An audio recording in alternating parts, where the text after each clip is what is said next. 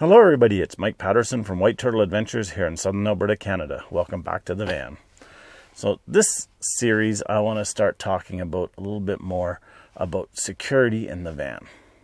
I see a lot of people posting online that they want to start van life or bus life or converting an ambulance or living in an RV, but they're concerned about security. And there's usually two different concerns that people have.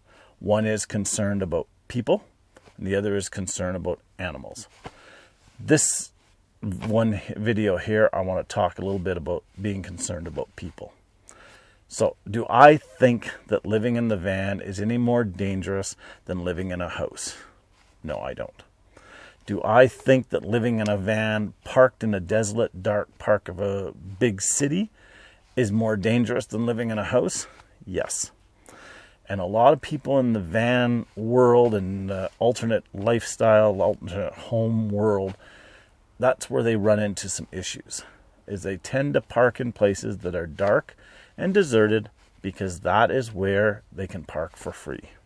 And that is generally when they run into issues. Now, I'm not saying you won't run into issues at other places, but that is one area that you will run into issues.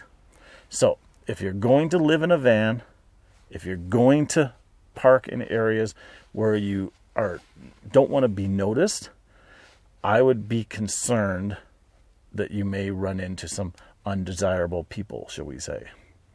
Now, are there things you can do to help prevent this? Yes. One of the big things I see is people have these vans that are loaded with stuff on the outside. They have windows on them, just like my van does. They have big bumpers on them. They have roof racks on them with big lights and solar panels. They have traction mats attached to the back doors and tires stuck on the back door. And they're running the best rims and the biggest tires. And they got stuff all over the place, maybe some gas cans. Well, when you park a vehicle that looks expensive, that looks like it has a lot of stuff on it, in a dark part of town, and somebody sees it, they generally think they can make some money by stealing stuff from it. So if you're going to do that, you're probably going to bring attention to yourself. So if that is your plan, is to park in these spots, I would suggest from my point of view, and I'm not an expert on this, but this is the reason I run my van the way I do, is I would put the least amount of stuff outside of my van that I can. That way I'm looking more like a plumber, or I'm looking more like a contractor, then I'm looking like a expensive van that with a lot of stuff on it. Now, even if you are trying to look like a plumbing van, even if you are trying to look like you're a contracting van, I know a lot of people who have stuff stolen from their trailers and their trucks and their vans that are contractors. So that's not even 100% sure. If you're going to park in these spots, if you're going to go to these places, take some precautions. And one of the first precautions that I would strongly recommend is if you have a remote start for your vehicle, if you have a panic button on your vehicle, that you keep these keys with you when you're outside of the van, obviously, or when you're in the van. If you hear somebody trying to break into your vehicle at night, the first thing that I would do is hit the panic button. That in itself is usually enough to scare somebody away.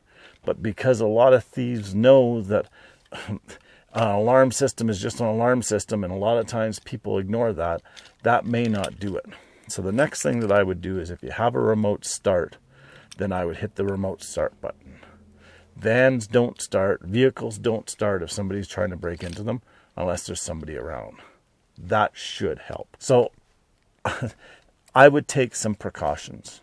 And the big precaution that I take is that I don't park where I'm going to be really out of place. If I'm out traveling and I can't find a place in nature to park, if I'm going through a bigger city, then I will find a truck stop.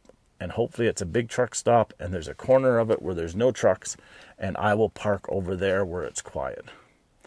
If I'm going through a city and they have a casino, I will find the casino and park in their parking lot.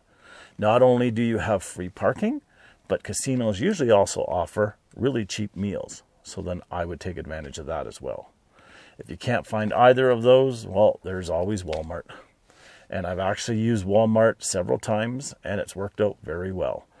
One time we parked, me and my boys, in a Walmart parking lot, and as we were getting ready to have some supper, we realized we were missing a couple things. So we went into Walmart, picked the things up, and we were stocked up again. So it does work. Now, is that the ideal? Probably not for most people. And if you're an Instagram person, taking a picture of your van parked in Walmart is probably not going to get you 1,000 followers or 10,000 followers, because that's just life and that's not the dream. But it does work. So until next time, stay safe, get out there, and we'll talk to you soon. Have a great day.